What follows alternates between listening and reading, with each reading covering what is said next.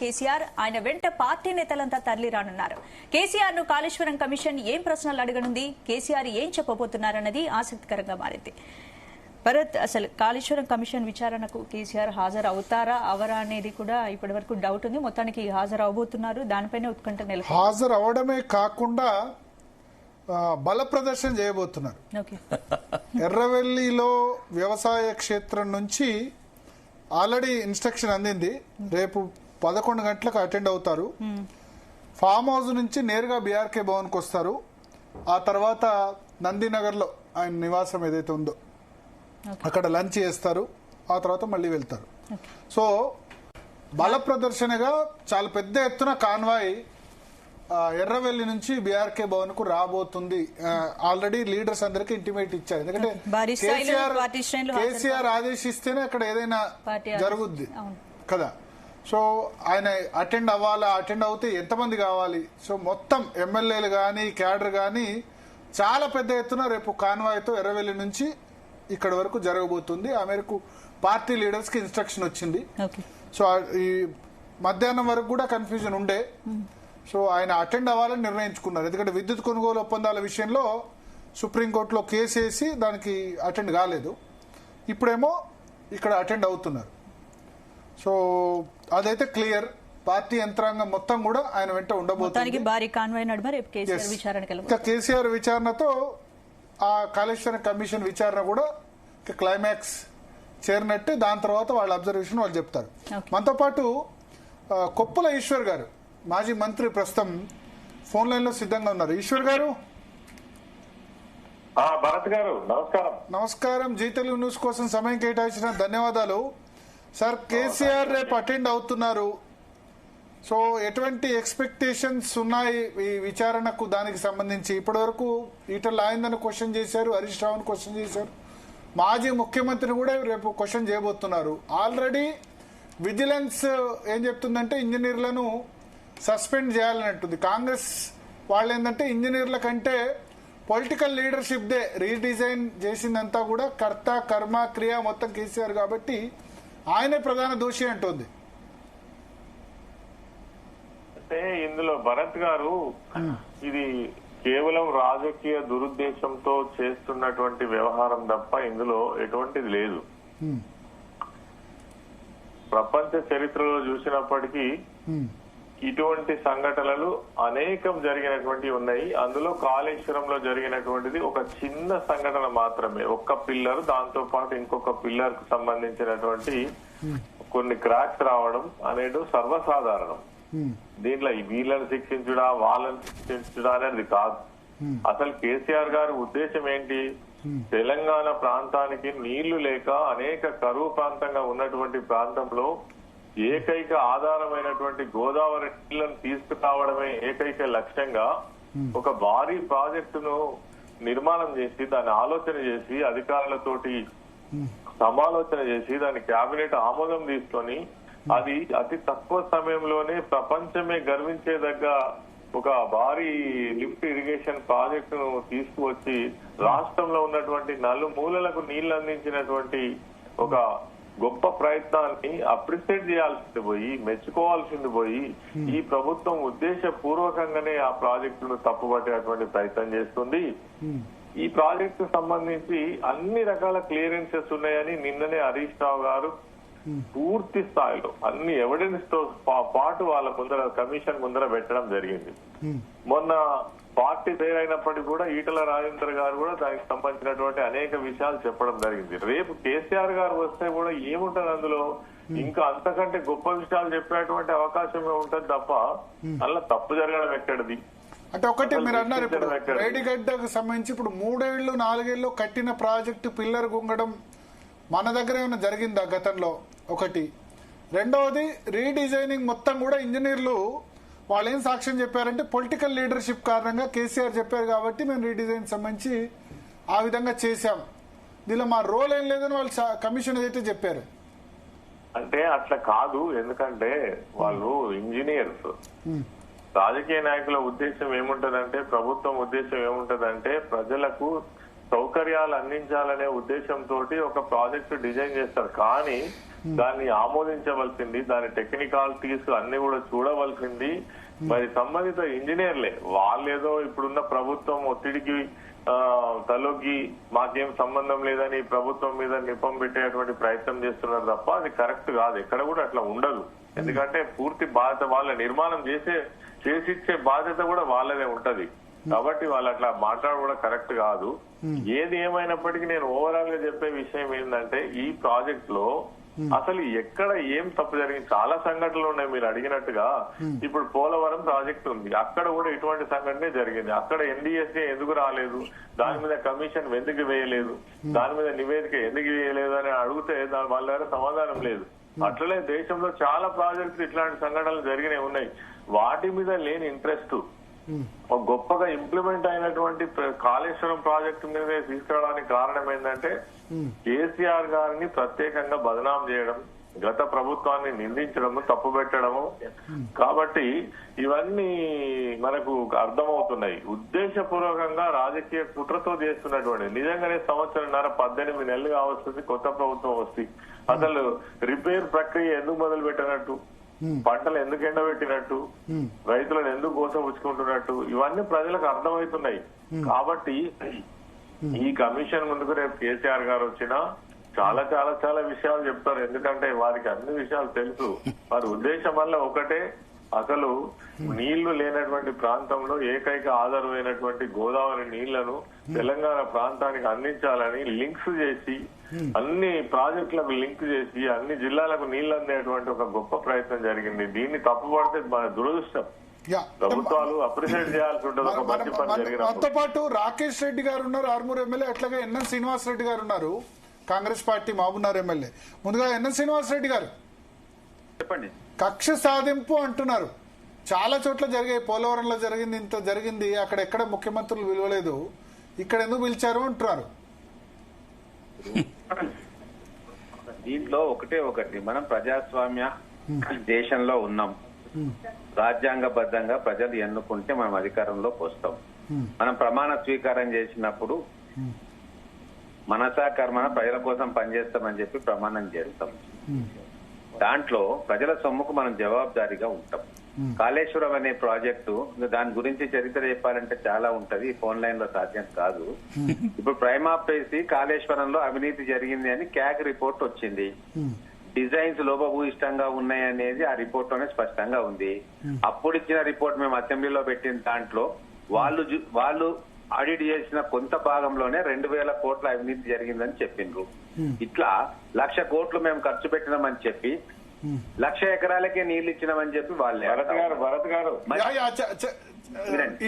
గారు ఎక్కడ కాగ్ రిపోర్ట్ల గాని కమిషన్ రిపోర్ట్ల గాని ఎక్కడ కూడా అవినీతి జరిగినట్టుగా ఒక్క మాట కూడా లేదు. శ్రీనివాస్ రెడ్డి గారు ఒకసారి కరెక్ట్ చేసుకోవాలి.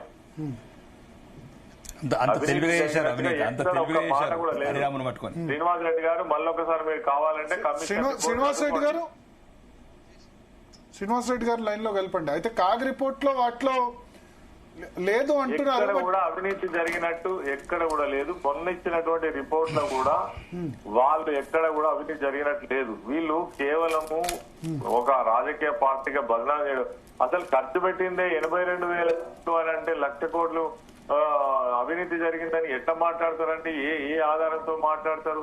ల్యాండ్ ఎక్విజిషన్ కి ఇచ్చినటువంటి డబ్బులన్నీ ఎటు పోయినాయి? ప్రాజెక్టు కట్టినటువంటి 3 బ్యారేజ్లు ఎక్కడికి పోయినాయి? పంప్ హౌస్లు ఎక్కడ పోయినాయి? ఓపెన్ కెనాల్స్ ఎక్కడికి పోయినాయి? టన్నల్స్ ఎక్కడికి పోయినాయి? వాటికి పెట్టినటువంటి పెద్ద పెద్ద కరెంట్ మోటార్లు ఎక్కడికి పోయినాయి? పంప్ హౌస్లు ఎక్కడికి పోయినాయి? ఇవన్నీ ఎట్లా మాట్లాడతారని నాకు అర్థం కాదు. వీళ్ళు అంటే మళ్ళీ తీసుకుందాం ఎన్ఎస్ శ్రీనివాస్ రెడ్డి గారిని. ఉన్నారా ఎన్ఎస్ శ్రీనివాస్ రెడ్డి గారు? శ్రీనివాస్ రెడ్డి గారు, ఈశ్వర్ గారు, ఎన్ఎం శ్రీనివాస్ రెడ్డి గారు అయిపోయిన తర్వాత మీకు అవకాశం ఇస్తాను. చెప్పండి ఎన్ఎం గారు. ఎన్ఎం గారు, ఎన్ఎం శ్రీనివాస్ రెడ్డి గారు వినబడుతుందా? ఎన్ఎం శ్రీనివాస్ రెడ్డి గారు, క్రాస్ టాక్ వస్తుంది. క్రాస్ టాక్ లేదు, అయిన తర్వాత మీకు ఈశ్వర్ గారికి అవకాశం ఇస్తాను. చెప్పండి మీరు. ఇప్పుడు దేశంలో గతంలో ఎన్నో కమిషన్స్ వచ్చినాయి. సాక్షాత్తు ప్రధాన మంత్రులే దాంట్లో అటెండ్ అయినారు. తర్వాత కోర్టు నోటీసులు వస్తే కోర్టులో కూడా అటెండ్ అయినారు. ఇదేం కొత్త విషయం కాదు. ప్రజలు ఒక ఆరోపణ వచ్చినప్పుడు ఆ ఆరోపణ విచారణకు హాజరైపోయి నాకు ఏ పాత్ర లేదని చెప్పడం అనేది రాజకీయంలో ప్రాథమిక కర్తవ్యం. దాన్ని కూడా ఏదో చేయరాని పని చేస్తున్నట్టు సింపతి గెయిన్ చేసుకునే ప్రయత్నం చేస్తే వాళ్ళు చేయొచ్చు. కానీ ఇప్పుడు నిజంగా నేను కేసీఆర్ గారు రేపు నిజంగా విచారణకు హాజరైతే చాలా మంచిది. గతంలో అసెంబ్లీలో ఏం జరిగినా కూడా కాళేశ్వరం మీద చర్చ జరిగింది, రుణభారం మీద చర్చ జరిగింది, ఇట్లా రకరకాల అంశాల మీద అసెంబ్లీలో చర్చ జరిగితే కూడా ఏ రోజు కూడా ఆ చర్చకు రాలేదు. మేము రాము మాకు మీ సమాధానం చెప్పడానికి మా పిల్లలు సరిపోతారు అని చెప్పి చాలా వెటకారంగా మాట్లాడటం అనేది చట్టసభలను అగౌరవపరచడమే. చిన్న లేదు పెద్ద లేదు. 90 ఏళ్ల వయసు ఉన్న వాళ్ళు శాసనసభ్యులుగా ఉన్నారు, 26 ఏళ్ల వాళ్ళు కూడా శాసనసభ్యులుగా ఉంటారు. శాసనసభ్యులు అందరూ సమానమే. ప్రతిపక్ష నాయకుని హోదాలో అసెంబ్లీలో కూడా చర్చకు రాకుండా ఈ రోజు కాళేశ్వరం నోటీస్ ఇవ్వంగానే ఏదో గగ్గోలు పడిపోయి అట్టెట నోటీస్ ఇస్తారు అని ప్రశ్నలు ఎవరైతేడం సమంజసం కాదు. ప్రజాస్వామ్యంలో అవినీతికి సంబంధించి అసలు ఎక్కడ లేదు కదా. అవినీతి జరిగిందని మీరు 94,000 కోట్లు ఖర్చు అయితే 1,00,000 కోట్ల అవినీతి అని ఎట్లా అంటారు? ఒకటి. రెండోది కాగ్ గానీ ఎక్కడ అవినీతి గురించి తప్పు పట్టలేదు. ఈ కమిషన్ కూడా ఇర్రెగ్యులారిటీస్ ఆఫ్ ది ప్రాజెక్ట్ అని మాత్రమే అన్నారంటే డిజైన్ సంబంధించి మాత్రమే. కానీ కరప్షన్ యాంగిల్ ఎందుకు జోడిస్తున్నారు అంటారు. ఇప్పుడు ఎందుకు జోడిస్తున్నారు అని చెప్పి వాళ్ళు బానే అంటారు. ఎందుకంటే వాళ్ళు అట్ ద రిసీవింగ్ ఎండ్ ఉన్నారు కాబట్టి. ఖచ్చితంగా దాంట్లో అవినీతి జరిగింది అని చెప్పి ప్రాథమికమైన సాక్ష్యాలు ఉన్నాయి. కానీ నేను ఒకటే చెప్తా ఉన్నా, ఈ రోజు కమిషన్ కు స్పెసిఫిక్ ఏరియా ఆఫ్ స్కోప్ అనేది డిఫైన్ చేసిండ్రు. ఆ డిఫైన్ చేసిన స్కోప్ లో నుంచే వాళ్ళు ప్రశ్నలు అడుగుతారు. దానికి సమాధానం చెప్పాల్సిన బాధ్యత ఉంది.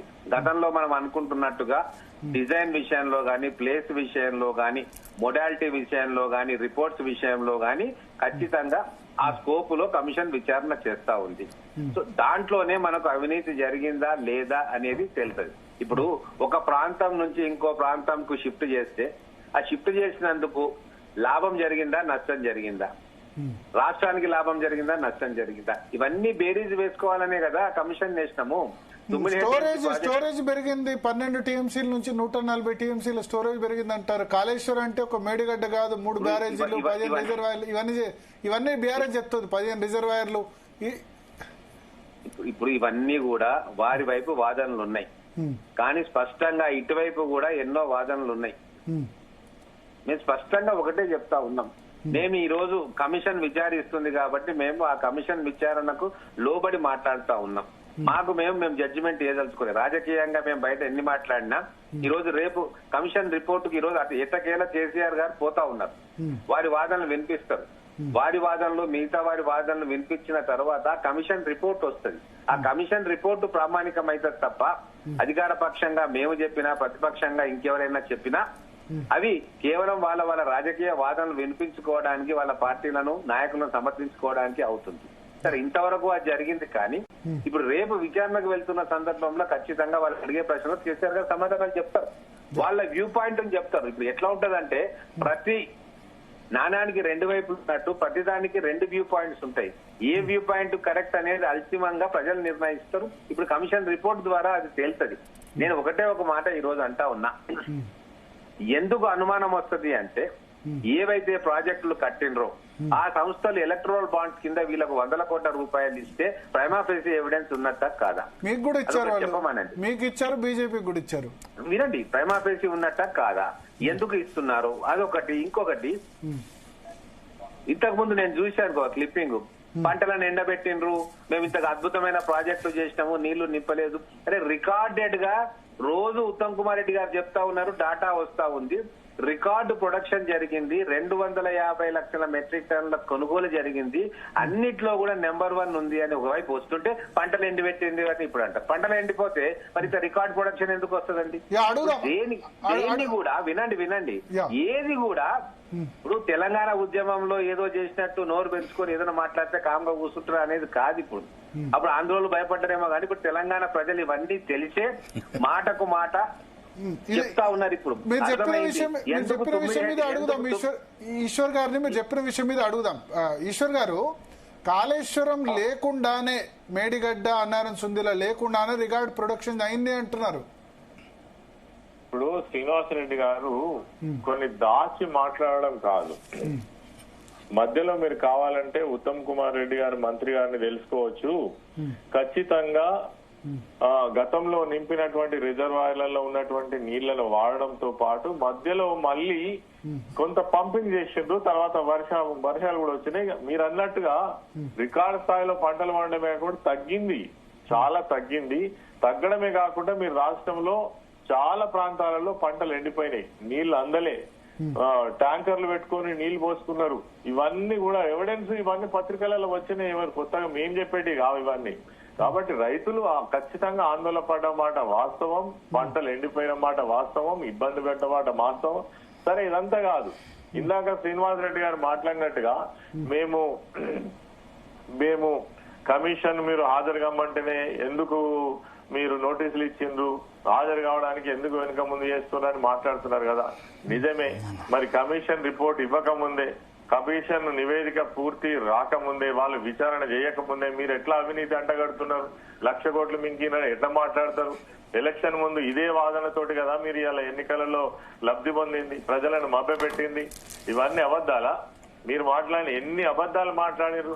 అసలు నేను అడుగుతున్నాను, అసలు కాళేశ్వరం ప్రాజెక్టు నిజంగా నిన్న హరీష్ రావు గారు చెప్పిండ్రు, అనేక ఎన్నో రిజర్వాయర్స్ కావచ్చు, పంప్ హౌసెస్ కావచ్చు, తర్వాత సబ్ స్టేషన్లు కావచ్చు, 100 కిలోమీటర్ల కాలువలు, ఇవన్నీ సమాహారమే కాళేశ్వరం ప్రాజెక్ట్. ఇక్కడ జరిగింది ఏంది? మేడిగడ్డ దగ్గర 2 పిల్లర్లు అంతా కలిస్తే 100-150 కోట్లతోటి మీరు రిపేర్ చేయాల్సింది పోయి మొత్తం కాళేశ్వరం ప్రాజెక్టు మీద 1,00,000 కోట్ల అవినీతి ఎట్లా మాట్లాడతారు? మరి ఎందుకు మాట్లాడారు? ముఖ్యమంత్రి గారు మాట్లాడతారు, మంత్రులు మాట్లాడతారు, నాయకులు మాట్లాడతారు.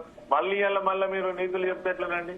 ఇవన్నీ ప్రజలు నమ్మించారు కదా, మీరు నమ్మే కదా మీకు ఓట్లేసింది. అయితే మీరు చెప్పింది నిజం కాదు అని ఎక్కడ తేలుతుందో అనే ఉద్దేశంతో ఇప్పుడు దాన్ని తప్పు పట్టేటువంటి ప్రయత్నం చేస్తున్నారు. మరి ఎందుకు రిపేర్ చేస్తలేరు? ఎన్డీఏ నివేదిక ఎందుకు కమిషన్ తర్వాత నివేదిక కమిషన్ రిపోర్ట్ ఇచ్చిన తర్వాత చేస్తాం, దానికి అనుగుణంగా రిపోర్ట్ బట్టి. ప్లస్ ఎన్డీఎస్ఏ రిపోర్ట్ కూడా అయిన తర్వాత చూస్తాం అప్పుడు ఏం చేయాలో అని చెప్పి అంటున్నారు. అవును కదా మరి. సో అంటే ఇప్పుడు రిపేర్ చేసినా సరే మేడిగడ్డ వాళ్ళు 9 దగ్గర కట్టాలని నిర్ణయం తీసుకున్నారు.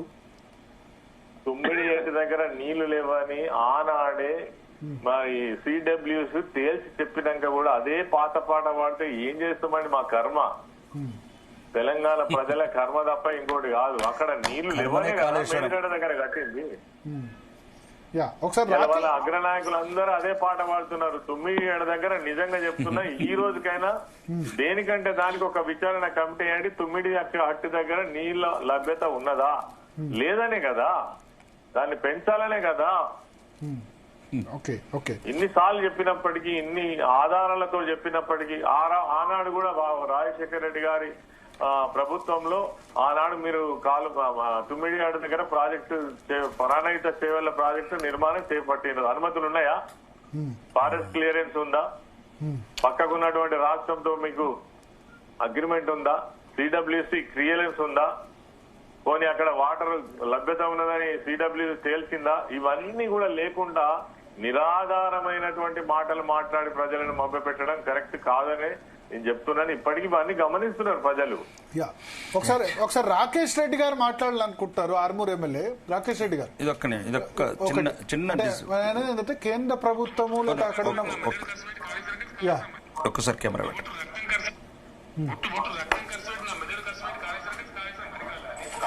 డిజైన్ మొత్తం మీరే చేశారా లేకపోతే సమస్య తెలంగాణలో? అంటే మనం వేరే క్లిప్పింగ్స్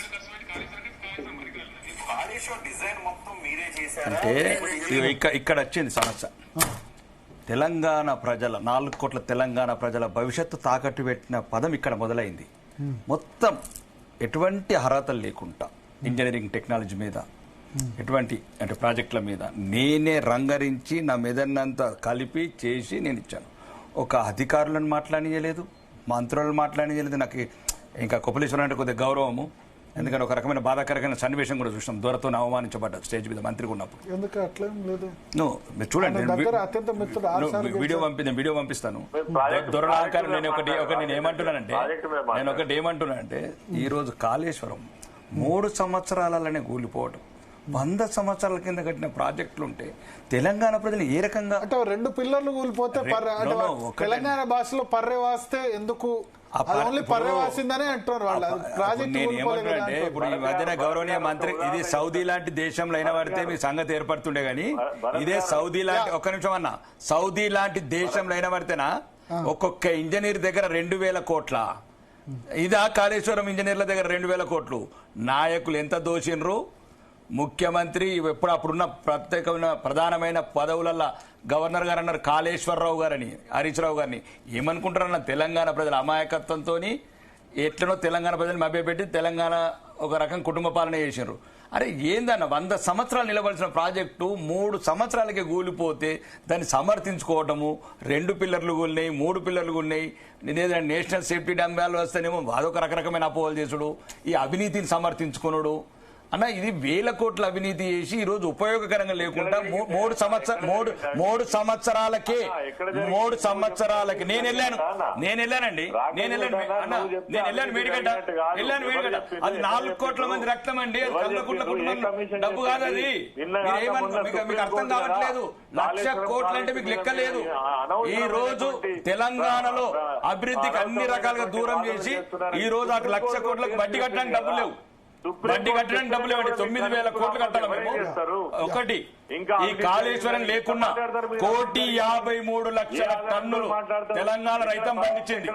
ఈ రోజు దేనికి బలపరీక్షణ ఏమన్నా టీసీ కోచ్ గారి కమిటీ అంత గౌరవం లేకుండా ఎందుకండి బల ప్రదర్శన? ఎంతమంది లేరు మాజీ ముఖ్యమంత్రులు కూడా జైలేసారు ఈ దేశంలో.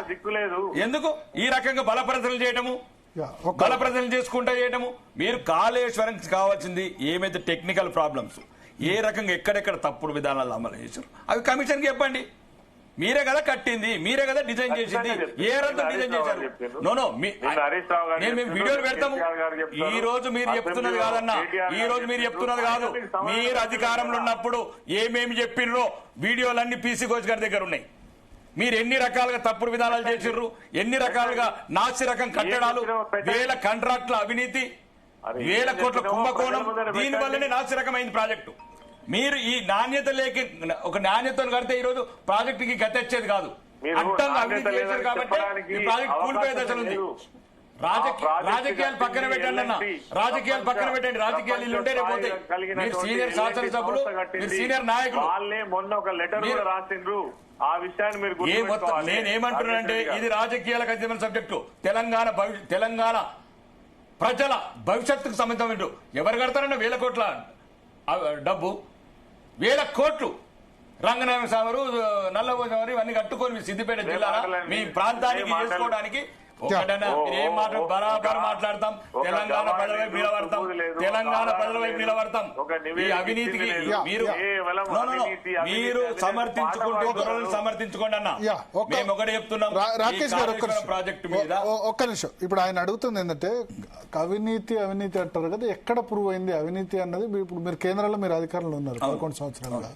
మరి అవినీతి అయితే దాన్ని మీరు దవ్వచ్చు కదా, ఒకటి.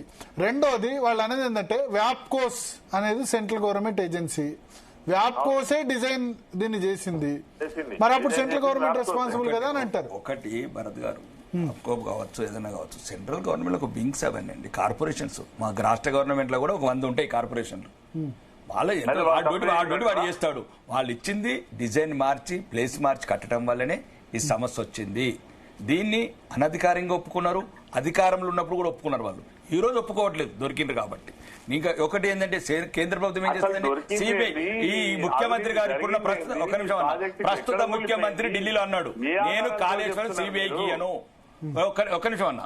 ఈ ప్రస్తుత ముఖ్యమంత్రి రేవంత్ రెడ్డి గారు ఏమన్నారంటే, నేను కాళేశ్వరం ఎంక్వైరీ, టెలిఫోన్ ట్యాపింగ్ ఇవి నేను ఇవ్వను, నేను ఇస్తే వీళ్ళ జుట్టు నా చేతుల్లో ఉన్నది, ఇప్పుడు ఆ జుట్టు కేంద్ర ప్రభుత్వానికి పోతుంది, నేను నా పవర్ పోతుంది, నెగోషియేషన్ పవర్ వీళ్ళతోని బహిరంగంగా చిట్ చాట్లు మాట్లాడండి గౌరవనీయ తెలంగాణ ముఖ్యమంత్రి గారు. సిబిఐకి ఏమని చెప్పండి?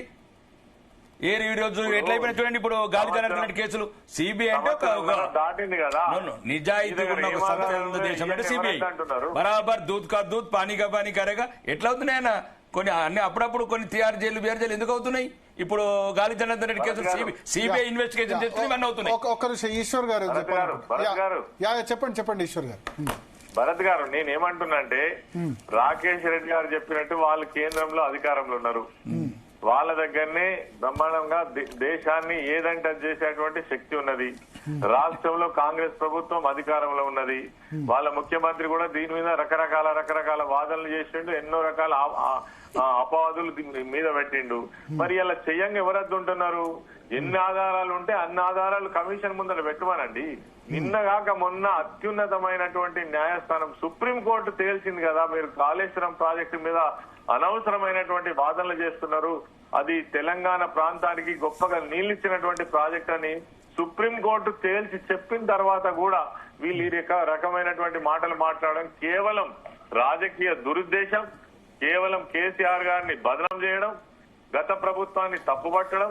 కాళేశ్వరం ప్రాజెక్ట్ అంటే నిజంగా చెప్తున్నా కదా తెలంగాణ ప్రాంతానికి వరదాయని, దాన్ని తప్పుపట్టడం అంటేనే కేసీఆర్ గారిని తప్పుపట్టడం. కేసీఆర్ గారిని బదనాం చేయాలంటే కాళేశ్వరం ప్రాజెక్టు బదనాం చేయాలి. తెలంగాణ ప్రజలు అవమానించినట్టు పెట్టండి, తెలంగాణకు లింక్ పెట్టండి, తెలంగాణ ఆత్మగౌరవం లింక్ పెట్టండి అన్న. కాళేశ్వరం అవమానించడం తెలంగాణ ఇప్పుడు ఏదన్నా ఈ కుటుంబం లేని అన్నమనుకో అట్లా కాదన్నా, తెలంగాణ ఆత్మగౌరవానికి ఇబ్బంది అని చెప్పండి. కాళేశ్వరం మీద ఈ విచారణ అంటే తెలంగాణ ప్రజల ఆత్మగౌరవం. కాళేశ్వరం విషయంగా అసెంబ్లీలో బ్రహ్మాండంగా చర్చ జరిగింది. కాంగ్రెస్ పార్టీకి సంబంధించిన నాయకులు మీరు మాట్లాడారు, మా వాళ్ళు మాట్లాడారు, కేటీఆర్ గారు మాట్లాడారు, హరీష్ రావు గారు మాట్లాడారు, బ్రహ్మాండంగా విషయాలన్నీ చెప్పిండ్రు. నిన్న కూడా కమిషన్ ముందర చెప్పిండ్రు, రేపు కేసీఆర్ గారు కూడా చెప్పనున్నారు. అసలు ఏం వేలక ముందే మీరు అవినీతి వేల కోట్లు ఎట్లా చెప్తారు? ఏ పద్ధతిలో చెప్తారు? మీ దగ్గర ఏం ఆధారాలు చెప్తున్నారు? కేవలం రాజకీయ దురుద్దేశం తప్ప ఇంకొకటి కాదనేది మాత్రం ఖచ్చితంగా చెప్తారు భరత్ గారు. అంటే ఇప్పుడు ఒకటి ప్రధానంగా ఇప్పుడు మేడిగడ్డ పిల్లర్స్ కూలిపోవడం వల్ల ఇష్యూ వచ్చింది ఒకటి. రెండోది ఇప్పుడు ఆ పరివాహక ప్రాంతాల్లో మీరు మాజీ మంత్రి ఎమ్మెల్యే,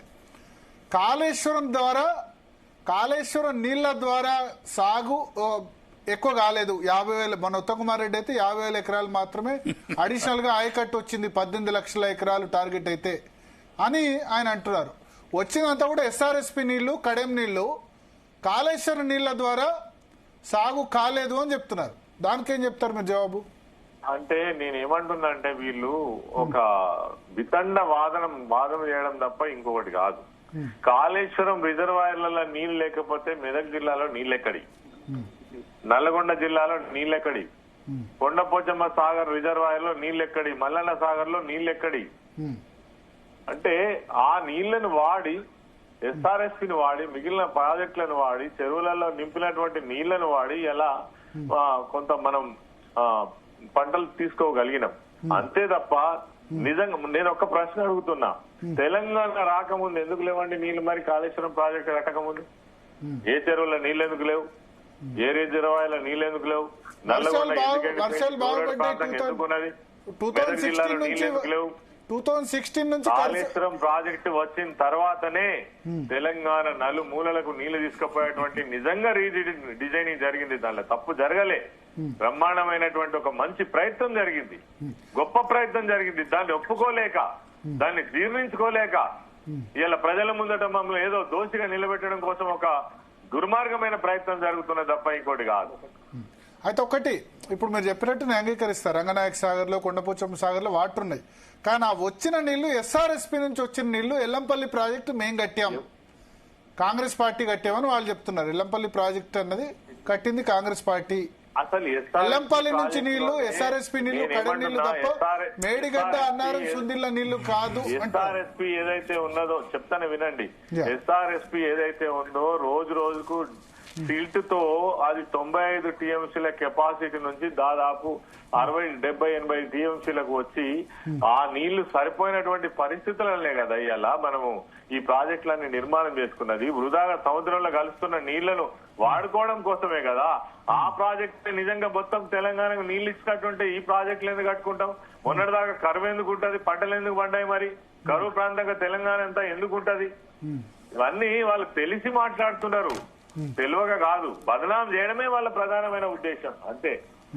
రాకేష్ రెడ్డి గారు ఇప్పుడు మీరు మళ్ళీ అందులో ఇలా ఇంకోటి ఏంటంటే కాంగ్రెస్ పార్టీ బీజేపీ కలిసి కట్టుగా ఇలా వాళ్ళ ఉద్దేశం ఏంది?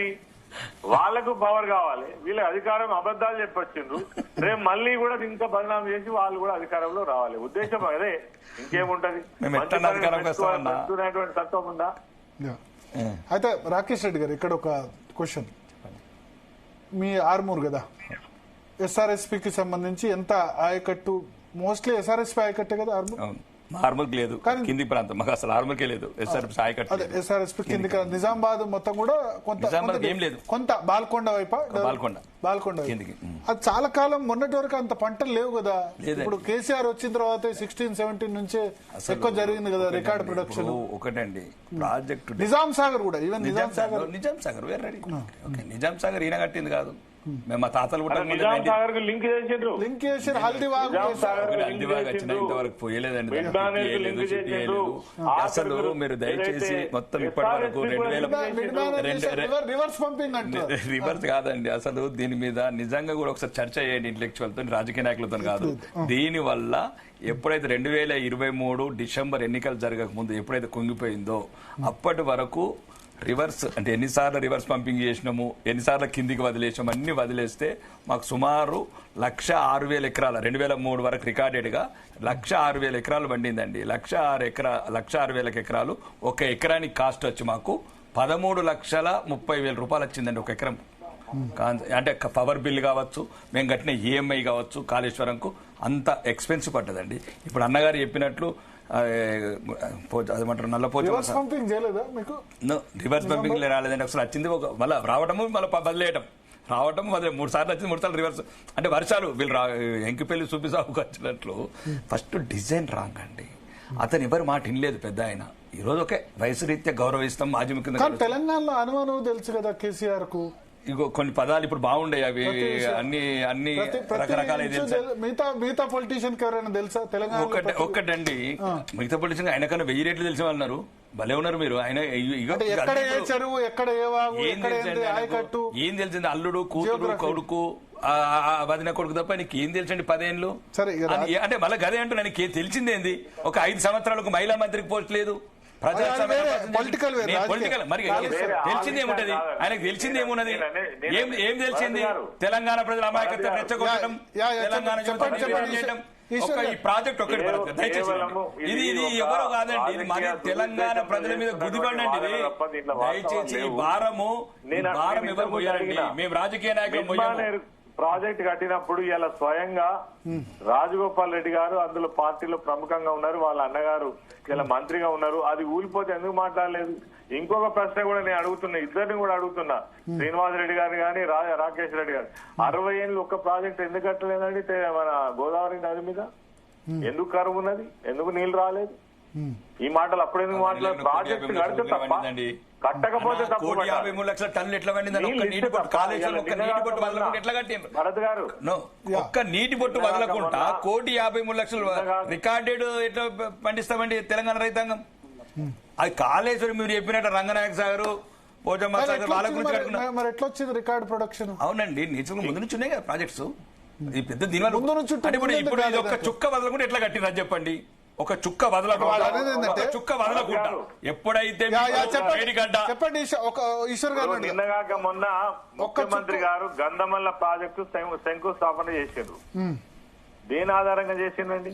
మల్లన్న సాగర్ నుంచి మరి ఆ ప్రాజెక్ట్ లోకి నీళ్లు తీసుకుపోతాం, హైదరాబాద్ మూసి సుందరీకరణ చేస్తాం, హైదరాబాద్ కు తాగునీళ్ళు ఇస్తాం. ఇవన్నీ ఎక్కడికి వెళ్ళి వస్తాయండి? మరి ఎక్కడికి వెళ్ళి వస్తాయి? నీళ్లు లేనప్పుడు, కాళేశ్వరం నీళ్లు రానప్పుడు ఎక్కడికి వెళ్ళి వస్తాయి?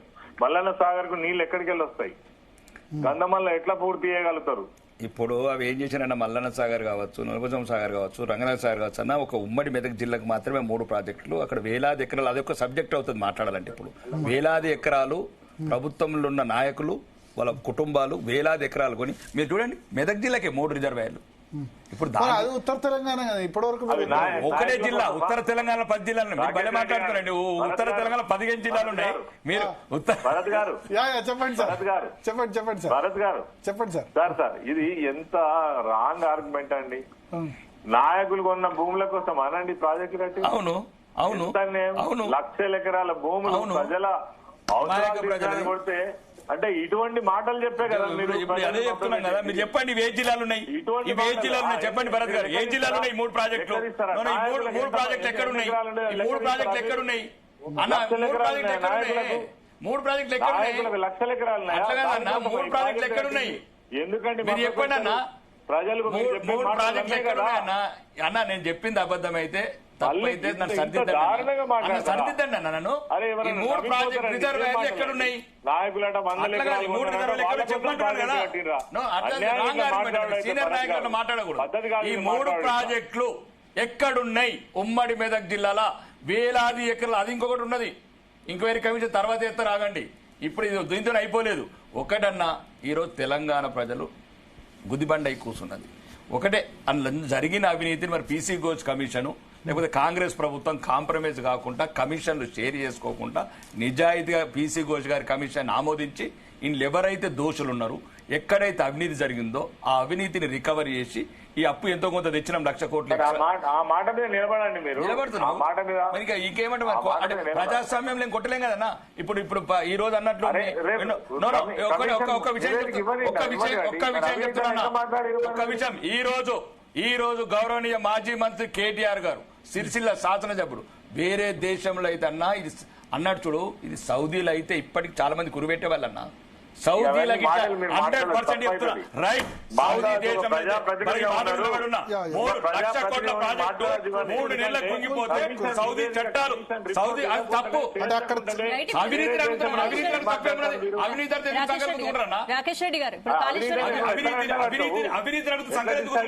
కాళేశ్వరం కమిషన్ విచారణకు మాజీ సీఎం కేసీఆర్ రేపు బలపరీక్ష ఎందుకు బెదిరించడానిక? కమిషన్ బెదిరించడానిక? న్యాయ వ్యవస్థను బెదిరిస్తారా? న్యాయ వ్యవస్థను బెదిరిస్తారా? ఇది మాజీ ముఖ్యమంత్రి 10 సంవత్సరాలు ముఖ్యమంత్రి ఉన్న వ్యక్తి న్యాయ వ్యవస్థను బెదిరిస్తారా? ఒక పార్టీ నాయకుల మద్దతు ఉంటది. ఏం తప్పేముంది? కమిషన్ లోపలికి వస్తారా? వచ్చిన సభలు పెట్టుకోండి. కమిషన్ లోపలికి రారు కదా, బయట అంటే బల ప్రదర్శన. ఎందుకంటే బల ప్రదర్శన గౌరవనీయ మాజీ ముఖ్యమంత్రి 10 సంవత్సరాలు రాజ్యాంగబద్ధంగా ముఖ్యమంత్రి కూడా వ్యక్తి ఈరోజు రాజకీయ విలువలు వ్యవస్థలు భయపెడతారు. గొప్ప ప్రాజెక్ట్ ఈశ్వర్ గారు వ్యవస్థను భయపెట్టకూడదన్న ఎప్పటికీ. ఈశ్వర్ గారు ఆయన ఏమంటారంటే మీరు ఇప్పుడు కార్ల ర్యాలీ గానీ చేయడం అన్నది న్యాయమూర్తిని. మా పార్టీ నాయకుడిగా మేము ఒక గొప్ప విషయం చేస్తే కూడా కాంగ్రెస్ బీజేపీ వాళ్ళు కలిసికట్టుగా ఉద్దేశపూర్వకంగానే దీన్ని చేస్తున్నారు. కాబట్టి మీరే రకమైనటువంటి జంకు బొంకు అవసరం లేదని ప్రజల మద్దతుతోటి కమిషన్ కు హాజరైతాడు. తప్పేందుందండి? కమిషన్ కు పోయేది ఒక కేసీఆర్ గారే కదా, లోపలికి వేరే వాళ్ళు రారు కదా. మరి స్వాగతం చెప్పడం తప్పేమైతుంది? పార్టీ అధ్యక్షుడిగా, పార్టీ నాయకుడిగా కామనది. ఆయన వెళ్ళడం తప్పంటలేమన్నా. ఆయన వెళ్ళడం తప్ప అలా చెప్పింది మేడం. ఒకసారి గమనించండి, ఒక భయానకమైన వాతావరణం సృష్టించకూడదు. ఒక నిమిషం చెప్పింది ఆయన పద్ధతి అంతా. నేను అనేది ఏంటంటే తెలంగాణ ఉద్యమం ఇప్పుడు చెప్పినట్టు ఎన్ఎం శ్రీనివాసరెడ్డి అప్పుడు తెలంగాణ ఉద్యమంలో ఆందోళన భయపెట్టిన కానీ తెలంగాణ బిడ్డలు ఇది ఒక డిఫరెంట్ బిడ్డలు. కేసీఆర్కి ఎంత ధైర్యం ఉందో అంతకన్నా వేరే మాట్లాడాలంటే 100 మాట్లాడాలి. ఉద్యమాల్లో ఏం చేశారు మీకు ఒక్కొక్కటి చెప్తున్నా, ఒక్కొక్కటి చెప్తే అన్ని చచ్చిపోతారు మీరు. ఈ ఉద్యమాన్ని మీ ఉద్యమంలో కోదండరాం అర్ధరాత్రి అరెస్ట్ చేసి ఎవరు సపోర్ట్ చేయలేదు. ఆర్టీసీ బిడ్డలని ఆడబిడ్డలని ఎక్కడ పోయినా మీరు ఆర్టీసీ 55 రోజులు సమ్మె చేస్తే ఆడబిడ్డలని అట్లా కాదు. ఈశ్వర్ గారు, రాకేష్ రెడ్డి చరిత్ర మరవదు. ఒక్క నిమిషం. వి ప్రకాష్ గారు చర్చలో జాయిన్ అయ్యారు. వి ప్రకాష్ గారు, ఈశ్వర్ గారు మీరు లైన్ లోనే ఉండండి. వి ప్రకాష్ గారు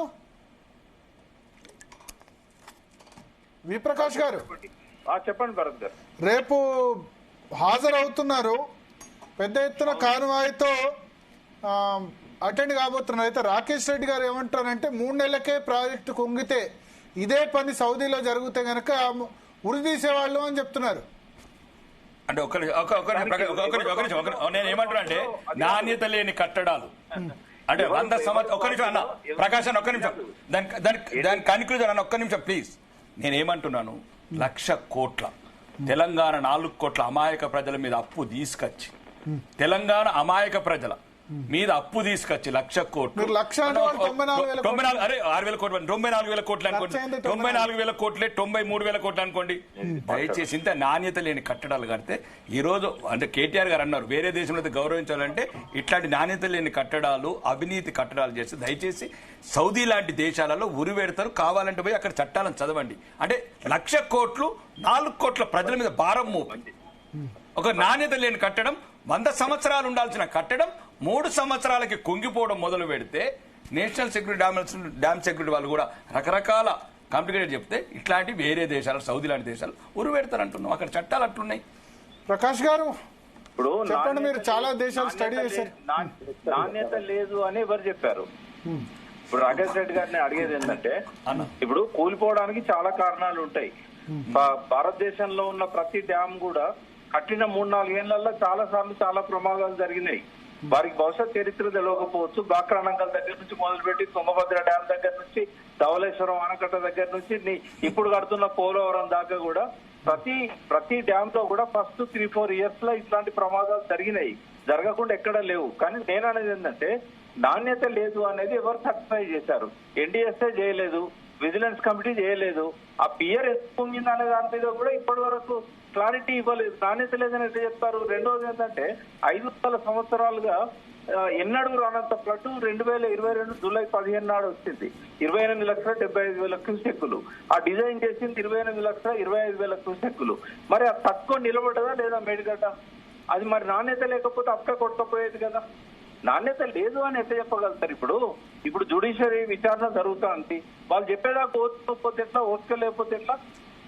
ఇప్పుడు అన్న ఇరిగేషన్ ఈ రాష్ట్రానికి ఇరిగేషన్ శాఖ మంత్రి ఉన్నాడు ఉత్తమ్ కుమార్ రెడ్డి గారు. ఫస్ట్ రివ్యూ ఇరిగేషన్ మినిస్టర్ గా రివ్యూ పెట్టి కాళేశ్వరం మీద ఇలాంటి కంపెనీలను పిలిచి మాకేం సంబంధం లేదు అంటే మేము ఏదైనా ఇప్పుడు మీరు ఒకవేళ మంత్రి అనుకోండి, అంటే మంత్రి కూడా ఎవరితో రివ్యూ తీసుకుంటాడు? అధికారంలో ఉన్నప్పుడు ఆఫీసర్స్ తో రివ్యూ తీసుకుంటాడు. ఇది ఎటువంటి తెలంగాణకు ఒక గుదిబండలాగా తయారైంది. మొత్తం ఈ ప్రాజెక్టు పనికిరాదు. కంపెనీ వాళ్ళు కూడా వచ్చి ఎంక్వైరీలు అడుగుతప్పుడు గవర్నమెంట్ రివ్యూలో మాకేం సంబంధం లేదు, ఆ పెద్ద ఆయన ఎట్లా చెప్తే అట్లా కట్టామని చెప్పారు. అయినా అది నేను ఓపెన్ స్టేట్మెంట్ చెప్పింది గౌరవనీయ మంత్రి గారు. తెలంగాణ ప్రభుత్వము రాష్ట్ర గవర్నర్ దగ్గర రాజ్యాంగబద్ధంగా ప్రమాణ స్వీకారం చేసి ఉంటారు. ఒకటి అన్న నేనేమంటున్నానంటే ఒక అధికారులు మనం ఈరోజు చర్చలలో ఉంటుండొచ్చు. ఇది బహిరంగంగా నిజమన్న తెలంగాణ రాజకీయ వ్యవస్థకంతా ఫీడింగ్ ఇచ్చిన గేదె ఏమంటుందండి, ఆవుని గేదె అనుకోండి, ఆవు అనుకోండి, ఎవడు విండుకున్నంత ఆడు విండుకున్నాడు అన్న పాలు. నేనంటలేనన్నా ఇప్పుడున్న గౌరవనీయ యాంటీ కరప్షన్ బ్యూరో మొన్న ఈ కాళేశ్వరం ప్రాజెక్టులో ఒక ఈఎన్సీ ఇంజనీర్ హరిరామ్ అనే వ్యక్తిని రైడ్ చేస్తే 13 చోట్ల వెతుకుతే అప్పటికి సుమారు 2,000 కోట్లు. అంటే నేను ఒక్క నిమిషం మీరు చెప్పండి, మీరు పెద్దలు, మీరు గౌరవనీయులు, మీరు ఈ వాటర్ ఎక్స్పర్ట్స్. నేనేం చెప్తున్నానన్నా, దయచేసి ఈ రోజు ఒకవేళ సమర్థించుకుంటుండొచ్చు లాలో కానీ ఇది తెలంగాణ ప్రజలకు మాత్రం గుదిబండ కూర్చున్నదన్న. ఇంకా దీన్ని ఏ రకంగా సమర్థించుకున్నా రాజకీయంగా ఉపయోగపడుతుంది తప్ప తెలంగాణ ప్రజలకు మాత్రం ఇది గుదిబండ కూర్చున్నది. ఈ రోజు నేనేమంటున్నాను, ఒక అధికారులే కాదని ఈరోజు ప్రతి తెలంగాణలో ఏ ప్రజలని చెప్తారు, ఏ ఎమ్మెల్యే ఎత్తగొట్టే దీంట్లో కానీ ఇంకో 10-15 సంవత్సరాల తర్వాత పవర్ రేట్ చార్జెస్ కనుక తగ్గితే మీరు ఓన్లీ పవర్ గురించి అడుగుతున్నారు. పవరే కాదండి, వాటర్ ప్రూషియస్ పంప్సే పనికిరామంటున్నారు 15 సంవత్సరాల తర్వాత. మీరు జయప్రకాష్ గారు లాంటి ఇప్పుడు ఓకే అన్న అంటే నిపుణుడు చెప్తున్నారు. ఈశ్వర్ గారు నేను ఇది కాదు 15 సంవత్సరాల మోటార్స్ పనికిరామంటున్నారు. ఈశ్వర్ గారు కన్సర్న్ మినిస్టర్ మీరు అప్పుడు కాబట్టి ఆ వరద వచ్చినప్పుడు పంప్స్ మునిగే అంటున్నారు కదా, ఆ సమయంలో మీరు అదే ఆ ప్రాంతాల్లో అదే జిల్లాకు సంబంధించి కూడా మంత్రి అప్పుడు పంప్స్ మునిగినప్పుడు ఏం జరిగింది? యాక్చువల్లీ మీ పార్లమెంట్ నేను చెప్తాను ఆ విషయాలు.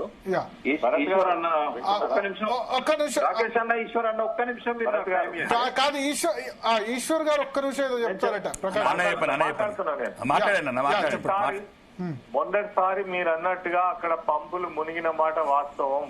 కానీ 500 ఏండ్ల తర్వాత రానంత వరద నాకు తెలిసి 28 లక్షల క్యూసెక్కుల నీళ్ళ ప్రవాహం తోటి రావడం వల్ల అక్కడ నీళ్లు ఎక్సెస్ అయినాయి. అది ప్రతి సంవత్సరం వచ్చేది కాదు, ఎప్పుడో ఒకసారి వస్తుంది. అది పోయిన సంవత్సరం వచ్చింది. ఆ సందర్భంలోనే పిల్లర్స్ కూడా దెబ్బతిన్నాయి, మోటార్లు కూడా మునిగినాయి అనే విషయం ఆడ నిపుణులు కూడా గమనించారు. అదేం పెద్ద విషయం కాదు. దాని తర్వాత కూడా మళ్ళీ వాటి అన్నింటి కూడా రీకండిషన్ చేసుకొని ప్రాజెక్ట్ యథావిధిగా నడిపించుకునే అవకాశం ఉన్నది. చిన్న రిపేర్ చేస్తే ప్రాజెక్ట్ అంతా యథావిధిగా నడిచే అవకాశం ఉన్నప్పటికీ కూడా ఇలా ఒకే గొంతుకై మాట్లాడుతున్నది అధికార పార్టీ. కేంద్ర ప్రభుత్వంలో ఉన్నటువంటి నాయకులు అదే మాట్లాడతారు, రాష్ట్ర ప్రభుత్వంలో ఉన్నటువంటి నాయకులు అదే మాట్లాడతారు. ఏమో కన్ఫ్యూజన్ అంతా బీఆర్ఎస్ బీజేపీ ఒకటని కవిత అంటారు, మీరేమో కాంగ్రెస్ బీజేపీ ఒకటి అంటారు. ఎక్కడ ఎడ కనబడుతుంది? అది కూడా ఒక బదనాం మా మీద, కాంగ్రెస్ అది కూడా ఒక బదనాం. కాంగ్రెస్ బీజేపీ ఒకటి అంటారు, అదొక బదనాం. ఎన్నడు వాళ్ళు మాకు సపోర్ట్ చేసింది, బీజేపీ మాకు అండగా ఉన్నది ఎప్పుడు? ఆ రోజు రాష్ట్ర ప్రభుత్వం మేము కొనసాగించినప్పుడు కూడా కేసీఆర్ గారి రిక్వెస్ట్ కూడా ఈ ప్రాంత అభివృద్ధి కోసం కూడా మాకు నిధులు ఇవ్వకుండా ఇబ్బంది పెట్టినటువంటి విషయాలు కూడా అనేక సార్లు చెప్పడం జరిగింది. జాతీయ ప్రాజెక్టుగా ఎందుకు అడిగినాం కదా అప్పుడు, జాతీయ ప్రాజెక్ట్ గుర్తించలే. ఇలా పోలవరాన్ని జాతీయ ప్రాజెక్టే గుర్తించారు. పోలవరానికి నిధులు ఇస్తున్నారు. పోలవరంలో కూడా ఇటువంటి సంఘటనలు జరిగితే దాని మీద ఎన్డీఏ కమిషన్ లేదు. కేవలం రాజకీయ. ప్రకాష్ గారు ఒక్క నిమిషం, ఈశ్వర్ గారు, ప్రకాష్ గారు అప్పటి నుంచి చెప్పాలనుకుంటారు. ఎస్ చెప్పండి. అంటే నేనేమంటున్నా అంటే అది ఒక ప్రమాదం ఏంటంటే ఒక గోడ ఉండాలి అడ్డంగా. ఏది మన పంపులు మునిగినప్పుడు ఏం జరిగింది అని అడుగుతున్నారు కదా. ఒకటేమో ఈశ్వర్ అన్న చెప్పినట్టుగా 28,75,000 క్యూసెక్కులు మనం ఎక్స్పెక్ట్ చేయని వరద వచ్చింది అనేది ఒకటి ఫ్యాక్టే. రెండవది ఏంటంటే ఒక గోడ కూలిపోయింది. అప్పుడు ఆ గోడ కూలిపోవడం వల్ల నీళ్లు వచ్చినాయి అందులో. అట్లా ఎప్పటికీ రావాలని ఏం లేదు. మూడవది ఏంటంటే ఇప్పుడు ఈ గుదిబండ అని రాకేష్ అని అంటున్నాడు కదా, మనకు వేరే మార్గం లేదు. అంటే ఇప్పుడు వేరే పైనుంచి నీళ్లు వచ్చే అవకాశం ఉంటే మేడిగడ్డ అనేది అనవసరం, కానీ పైనుంచి నీళ్లు వచ్చే అవకాశం లేదు. ఇప్పుడు ఆర్మూర్లే కదా, పక్కనే శ్రీరామ్ సాగర్ ఉంది. ఈ 4-5 సంవత్సరాల నుంచి బాగా వర్షాలు పడుతున్నాయి, నీళ్లు వస్తున్నాయి. కానీ అంతకుముందు 5 ఏళ్లకు ఒక్కసారి కూడా అలుగు పడకపోయేది. అంటే మొత్తం 10 ఏళ్లలో 3 సార్లు మాత్రమే మనకు యావరేజ్ గా అలుగు పడేది. కాబట్టి మన కష్టకాలంలోనే మేడిగడ్డ మనకు ఉపయోగపడుతుంది. మొత్తం 365 రోజులు మేడిగడ్డ నుంచి పంపింగ్ అవసరం లేదు. పైనుంచి నీళ్లు రానప్పుడు మాత్రమే, అది కూడా రబీ పంటలకు మాత్రమే మేడిగడ్డ అనేది అవసరం. మిగతా టైంలో మనం మేడిగడ్డ లేకున్నా కూడా నీళ్లను ఎత్తి పోసుకోవచ్చు. తర్వాత పంపులు 15 ఏళ్ళని ఏదైతే చెప్తున్నాడో, ఇప్పుడు ఒకవేళ వాటిని ఆపరేట్ చేయకపోతే 15 ఏళ్లలో పాడైతాయి. కానీ రెగ్యులర్ గా ఆపరేట్ చేసినట్టయితే సంవత్సరంలో కనీసం ఒక 100 రోజులు 50 రోజులు వాటిని ఆపరేట్ చేసినట్టయితే ఎటువంటి ప్రాబ్లం ఉండదు. ఆ పంపులకు ఇంకో 20-30 సంవత్సరాల వరకు కూడా వస్తాయి. కానీ మనము అందులోకి ఇసుక పోయి, అందులో మట్టి పోయి, గోడలు కూలి అట్లా పాడైతే మాత్రం అవి 15 ఏళ్ళు కూడా రావు. కానీ దాన్ని ఆ రకంగా చెప్పాల్సిన అవసరం లేదు. ఇంకోటి కరెంటు విషయానికి వచ్చినప్పుడు మనం పవర్ సర్ప్లస్ స్టేట్ అవుతున్నాం. 28,000 మెగావాట్లు ఇంకొక 3-4 సంవత్సరాల్లో మనకు అందుబాటులోకి వస్తున్నాయి. మనం పవర్ సర్ప్లస్ అవుతున్నాం. ఎందుకంటే సోలార్ పవరే 15,000 మెగావాట్లు రాబోతున్నది. గ్రీన్కో వాళ్ళకి ఆల్రెడీ 10,000 మెగావాట్లతో అగ్రిమెంట్ అయింది. ఆల్రెడీ 5,000 మెగావాట్లు మన దగ్గర ఉంది. కాబట్టి ₹2.60 మనకు పవర్ సర్ప్లస్ అవుతున్నప్పుడు మనకు అది ప్రాబ్లమే కాదు. కాబట్టి మనకు వేరే మార్గం లేకనే ఎత్తిపోసుకోవడం. అంటే పవర్ సర్ప్లస్ కాదు, పవర్ చార్జెస్ ఇక్కడ 10,000 కోట్లు ఖర్చు అవుతుంది ప్రతి సంవత్సరం అంటున్నారు మొత్తం. లేదండి, లేదు భరత్ గారు. ఇప్పుడున్న యూనిట్ రేట్ ప్రకారం వాళ్ళు లెక్క చేస్తున్నారు. బట్ ఏ పంటకు కూడా ఇప్పుడు మీరు చూశారు, మనకు వరదలు పైనుంచి వచ్చినప్పుడు మేడిగడ్డ పంపులు ఆన్ చేయట్లేదు కదా. మనము ఎప్పుడో ఒకసారి కరువు కాలం వచ్చినప్పుడు హైదరాబాద్ మంచినీళ్లు కావాలన్నా కూడా మేడిగడ్డల పంపులు తిప్పాల్సి ఉంటుంది. ఎందుకంటే మేడిగడ్డ అవసరం ఎప్పటి నుంచి ఉంటుంది అంటే నవంబర్ నుంచి మే వరకే ఉంటుంది మనకు. నవంబర్ నుంచి మే వరకే అక్కడ గేట్లు వేసి మనం లిఫ్ట్ చేసేది. హైదరాబాద్ కష్టకాలం వచ్చినప్పుడు మేడిగడ్డే మనల్ని ఆదుకుంటుంది. ఓకే, ఒకటి మేము అనేది ఏంటంటే ఇప్పుడు కాస్ట్ బెనిఫిట్ రేషియో మీరు చెప్తున్నారు రాకేష్ రెడ్డి గారు. ప్రపంచంలో అంటే నేను చెప్పాను కదా జయప్రకాష్ గారు, రైతుల కోసం ఎంతైనా ఖర్చు పెడతామని. పర్వాలేదండి, రైతులకు కూడా ఇప్పుడు అదే చెప్తున్నాం కదా. ₹1,00,000 వండే 20,000 వండే వాటికి ₹1,00,000 ఖర్చు పెట్టే అవసరం లేదండి. అదేదో రైతుకి 20,000 ఇంక 80,000 మిగులుతాయి కదా. 20,000 వండే వాటిలకు నేను చెప్పింది నేనేమంటే నాకు ప్రకాష్ అన్న గారి మీద మంచి సంపూర్ణమైన గౌరవము, నమ్మకం, విశ్వాసం ఉంది. అంటే నీటిపారుదల మీద, మళ్ళీ తెలంగాణ మీద పర్ఫెక్ట్. నేనేమంటున్నానంటే ఓకే చేసిండ్రు ఇప్పుడు దాని గురించి నేను ఎక్కువ డిస్కషన్ చేస్తే ఇబ్బందికరంగా ఉంటుంది. నేనేమంటారు కొద్దిగా నాణ్యమైన కట్టడం. ఎందుకంటే 1,00,000 కోట్లు తెలంగాణ అమాయక ప్రజల మీద, అది కూడా అధిక వడ్డీలకు అప్పు తెచ్చినప్పుడు ఏవైతే టెక్నికల్ నాలెడ్జ్ కావచ్చు, ఇంకేదైనా కావచ్చు, ఇంకొద్దిగా మొత్తానికి తీసుకోవాల్సింది. చాలా మంది ఆబ్జెక్షన్ చేసినారు అప్పుడు. ఆయన పెద్ద ఆయన ఇనలేదు. ఇది నేనే రంగరించినా, నేనే కుమ్మరిచ్చినా అనుకుంటే ఎవరికేం తెలుస్తుంది, బహిరంగంగా అన్నాడు. ఎవరికేం తెలుస్తుంది ఇంటికి అన్నాడు. మంచి ఇంటెక్చువల్ అన్నాడు. వాడికేం తెలుసు ఇంటికి అన్నాడు. నేను అనేది ఏదైతే చేయాల్సింది లేకుండే. ఎందుకంటే ఇది భవిష్యత్తు తెలంగాణ ప్రజల భవిష్యత్తు అండి అది. ఉదాహరణకు రేపు తెల్లరు ఓకే చూద్దాం, ఇప్పుడే గోడలు కూలుతున్నాయి, డ్యాములు కూలుతున్నాయని వాళ్ళే అంటారు కదా, నేనేమనట్లేదు. మోటార్లు కాలుతున్నాయి, డ్యాములు కూలుతున్నాయి అంటే 3 సంవత్సరాలకి ఈ రకంగా ఉంటే భవిష్యత్తులో మరి ప్రకాశ్ అని చెప్పినట్టు 3-4 ఏళ్ళే ఉంటుంది అంటుండే గ్రహణము. మరొకరు తన టెక్నికల్ నాలెడ్జ్ ప్రకారం గ్రహణం 4 ఏళ్ళే ఉండాలని కోరుకుంటున్నా. భవిష్యత్తులో ఎటువంటి నష్టం లేకుండా తెలంగాణ ప్రజల ఓకే ఒక 50,000 30,000 కోట్లు అయితే జరిగిండొచ్చు మిస్యూజ్, మిగతా 70,000 కోట్ల 50,000 కోట్లు మిస్యూజ్ జరిగిందా? 94,000 ఒక అధికారి దగ్గర 2,000 కోట్లు అంటే ఒక అధికారి 2,000 కోట్లు అండి. నేను యాంటీ కరప్షన్ బ్యూరో ఎవరు? ఒకటి ఏసీబీ ఎవరండి? ఏసీబీ ఎవరు? హరిరామ్ మీద ఒక భరత్ గారు మీరు ఇట్లా మాట్లాడకండి, నేను మాట్లాడలేదు. తెలంగాణ యాంటీ కరప్షన్ బ్యూరో అధికారి మీడియా సమావేశంలో చెప్పాడు 2,000 కోట్లు. గారు ఆయన కోట్ చేస్తుంది హరేరామ్ ఆస్తులు 2,000 కోట్లు ఏసీబీ చెప్పిందండి, నేను కాదు. ఒక ఇంజనీర్ దగ్గర ఇట్లా ఉంటే ఇంకా మిగతా పొలిటికల్ పార్టీస్ దగ్గర వాళ్ళ దగ్గర ఎంతో ఉంటాయి. జాగ్రత్తలు తీసుకోవాల్సింది. ఎందుకంటే నేను అనేది అన్న, మీరు ఇంకో రకంగా ఇద్దరు పెద్దవాళ్ళు, ఇద్దరు సీనియర్లు, ఇబ్బంది పడకుండా రాజకీయ విమర్శలు చేయట్లేదు. నేను రాజకీయ విమర్శలు చేయట్లేదు. 1,00,000 కోట్లు అని అసలు 1,00,000 కోట్లతో నేను ఒక విషయం అంటానండి. అది రేవంత్ రెడ్డి మాట్లాడారు 1,00,000 కోట్లు. భరత్ గారు చెప్పండి, అసలు ఈ ప్రాజెక్టు నిర్మాణంలో జరిగిన ఖర్చు అంతా ఎక్కడ పోయినట్టు 1,00,000 కోట్లు వీళ్ళు అవినీతి అంటే అసలు ఎన్ని బ్యారేజ్లు, 94,000 వందల కిలోమీటర్ల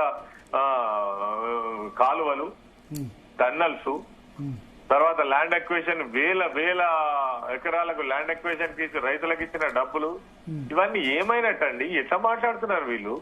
అంటే మీకు ఎలక్ట్రల్ బాండ్స్ ఇచ్చింది ఆ కంపెనీ మెగా ఇంజనీరింగ్, మీకు ఇచ్చింది, బీజేపీకి ఇచ్చింది, కాంగ్రెస్ కి ఇచ్చింది, అందరికి ఇచ్చింది. హైయెస్ట్ అది చట్టబద్ధంగా ఎవరికి రిచెస్ట్ పార్టీ ఇన్ ద కంట్రీలో, భారతదేశంలో రిచెస్ట్ పార్టీస్ లో 3rd TRS after BJP, Trinamool Congress.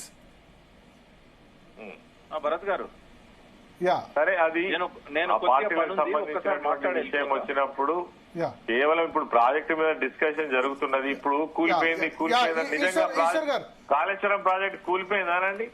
Kaleshwaram project నేను అంటున్నా ఖచ్చితంగా ఎన్నటికైనా కాళేశ్వరం ప్రాజెక్టే ఆధారం తెలంగాణ ప్రజలకు, తెలంగాణ రైతాంగానికి.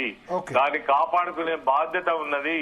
చిన్న రిపేర్ ను ఖచ్చితంగా రిపేర్ చేసుకొని దాన్ని ప్రజలకు అందించాల్సినటువంటి బాధ్యతను పక్కకు పెట్టి దాని మీద అవినీతి అంట కట్టి ఆ ప్రాజెక్ట్ విఫలమైందని చెప్పేసి ప్రయత్నం చేస్తున్నారు.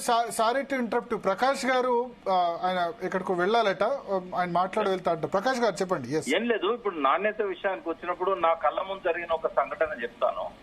ఈ 2019 జనవరి 1 రోజు నూతన సంవత్సరం రోజు కేసీఆర్ గారు హెలికాప్టర్ లో మన డీజీపీని తర్వాత చీఫ్ సెక్రటరీని తీసుకొని ఈ మేడిగడ్డ వ్యూ పాయింట్ దగ్గరకు వచ్చారు.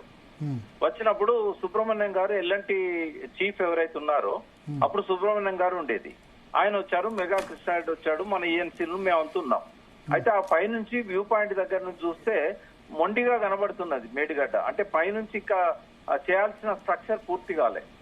అయితే వర్డ్ బై వర్డ్ ఏం చెప్పిందో చెప్తా. ఏమని అన్నారంటే కేసీఆర్ గారు, మాకు పార్లమెంట్ ఎలక్షన్లు వస్తున్నాయి 2019 జనవరి 1 రోజు, నాకు సమ్మర్ లో పార్లమెంట్ ఎలక్షన్లు వస్తున్నాయి, నాకు 3 నెలల్లో ఈ ప్రాజెక్ట్ అయిపోవాలని చెప్పాడు.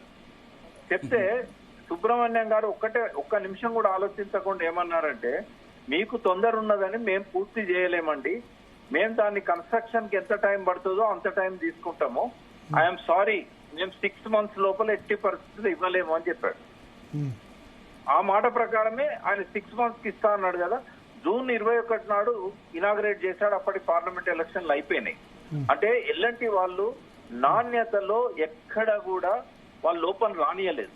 ఇప్పుడు వాస్తవంగా ఎన్డీఎస్ఏ చెప్పిన దాని ప్రకారం చూస్తే ఎందుకు జరిగింది ఈ ప్రమాదం అనే దానికి ఒక చిన్న క్లూ దొరికింది మనకి. ఏమనంటే వాళ్ళు ఇంకా పరిశీలన చేయమన్నారు, కానీ వాళ్ళు ఒక మాట చెప్పారు. ఏంటంటే కిందికెళ్లి సీపేజ్ ఏదైతే వచ్చిందో అలా వాటర్ కాకుండా ఇసుక వచ్చినప్పుడే జాగ్రత్త పడాల్సి ఉండే. వీళ్ళు జాగ్రత్త పడకపోవడం వల్ల 19వ పియర్ కిందికెళ్లి ఇసుక కూడా పాస్ అయిపోయి అది కుంగింది అని చెప్పి ఎన్డీఎస్ఏ చెప్పింది. ఒకవేళ అదే నిజమైతే కనుక ఇక్కడ నాణ్యత కాదు, నిర్లక్ష్యం అనేది కారణమవుతుంది, ఇంజనీర్ల నిర్లక్ష్యం. ఎందుకంటే సీపేజ్ ఉన్నప్పుడు దాన్ని కంట్రోల్ చేయాల్సి ఉండే, అది నిర్లక్ష్యంగా ఉన్నారు కాబట్టి అది జరిగిందని అనుకోవాలి. నాణ్యత విషయంలోనైతే లోపం లేదు. రెండవది ఏంటంటే జరిగిన నష్టం ఒక 500 కోట్లేనండి. ఎందుకంటే ఈ మేడిగడ్డ బ్యారేజ్ లో 7th బ్లాక్ రిపేర్ చేయడానికి అయ్యే ఖర్చు ఇప్పుడు 500 కోట్లు, అప్పుడు అయింది 350 కోట్లు. అది కూడా ఎల్ఎన్టీ ఏమంటుందంటే నేనే చేసి పెడతా అంటుంది. అయితే ఈ 1,00,000 కోట్లలో ఇది చిన్న ఖర్చు. ఇది మొత్తము మేడిగడ్డకు అయిందే 4,000 కోట్లు. అందులో ఈ పియర్ కి ఏదైతే కూలిపోయిన పియర్ బ్లాక్ మొత్తం మార్చాలి, ఒక్క పియర్ పోయినా 11 పియర్స్ మార్చాలి. దానికి అయ్యే ఖర్చు ఇప్పుడు 500 కోట్లు మేము చేసి పెడతామని చెప్పి రిటర్న్ గా రాసిచ్చారు ఎల్ఎన్టీ వాళ్ళు. కాబట్టి నాణ్యత విషయంలో ఎటువంటి అనుమానాలు అక్కర్లేదు. ఇంకోటి ఏంటంటే కరప్షన్ విషయానికి వచ్చినప్పుడు ఎక్కడైనా కూడా కరప్షన్ ఉందండి.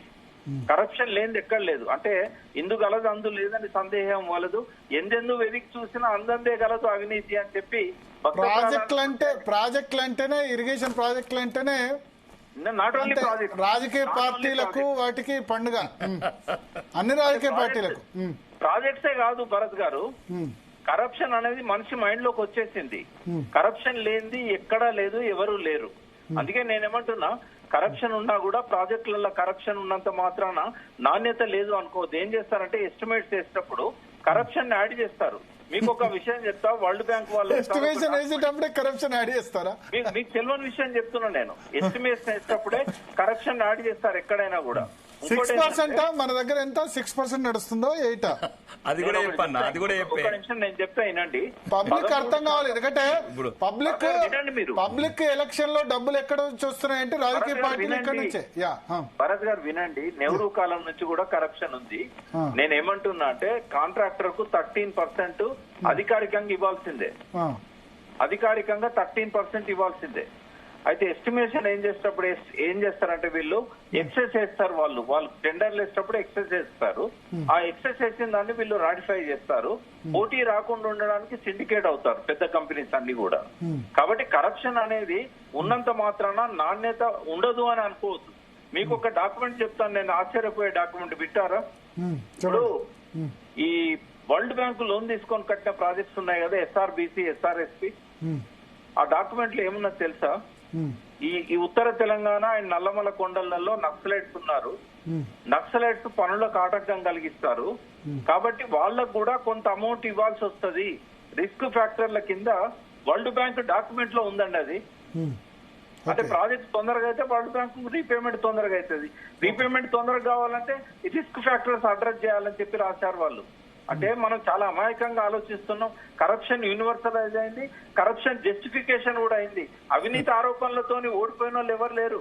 రేవంత్ రెడ్డి ఓటుకు నోటుతో పేరుతో జైల్లో కూర్చున్నా కూడా ఆయన ముఖ్యమంత్రి చేసింది సమాజం. కాబట్టి అవినీతి గురించి 18లో ఓడిపోయినారు కదా, 18లో ఓడిపోయినారు అసెంబ్లీ. ఓడిపోయినా కూడా కొడంగల్ ప్రజలు అవినీతి ఉన్నదని ఓడిస్తలేదు, అది వేరే విషయము. రైతు బంధు కోసం టీఆర్ఎస్ గెలిపించారు. కానీ ఇక్కడ ఏంటంటే ప్రజలను కరప్ట్ చేశాం మన పథకాల పేరుతోని. ఎలక్షన్లలో ఓట్లు కొని ప్రజలను కరప్ట్ చేశాం. మనము కరప్ట్ అయినాం. వ్యవస్థ మొత్తం భ్రష్టు పట్టిపోయింది.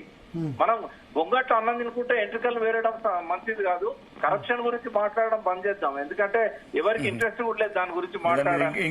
ఎంక్వైరీ కమిషన్ ఎందుకని ఇంకా వేస్ట్ పనికి లేక ఎంక్వైరీ కరప్షన్ మీద కాదు ఎంక్వైరీ కమిషన్ అన్న రాకేష్ అన్న, ఎంక్వైరీ కమిషన్ అవినీతి మీద కాదు. అవినీతి అనే వర్డ్ లేదు అందులో, కరప్షన్ అని ఇర్రెగ్యులారిటీస్. ఫైనల్ గా అదే కన్క్లూజన్ వస్తుంది కదా ఇట్లా మీరు అవినీతి లేదు. అవినీతి గురించి ఆయన ఆలోచిస్తలేడు, మాట్లాడతలేడు. నేను 3 సార్లు కలిసిన ఘోష్ గారిని, ఎక్కడ అవినీతి గురించి ఆయన ప్రశ్న కూడా అడగలేదు. నా కూడా అడగరు, అవినీతి గురించి ఎక్కడ లేదు. Only irregularities of the project. మీకు ఇంకోటి చెప్తున్నా నేను, మెగాకు సంబంధించిన ఏ వర్క్ కూడా కమిషన్ పరిధిలో లేదు. మెగా వాళ్ళు తీసుకున్నది ఓన్లీ పంపింగ్. అంటే బాహుబలి పంపులు మాత్రమే వాళ్ళు చేశారు. వాళ్ళు ఎక్కడ కూడా బ్యారేజీలు కట్టలేదు. బ్యారేజీలు మాత్రమే ఉన్నాయి, 3 బ్యారేజీలు సుందిల్లా అన్న. పంపులు మునిగాయి కదా, వాళ్ళ ఎత్తులో కరెక్ట్ ఎత్తులో కట్టలేదని. ఇలా పెట్టలేదు, ఇర్రెగ్యులారిటీస్ అలా పెట్టలేదు.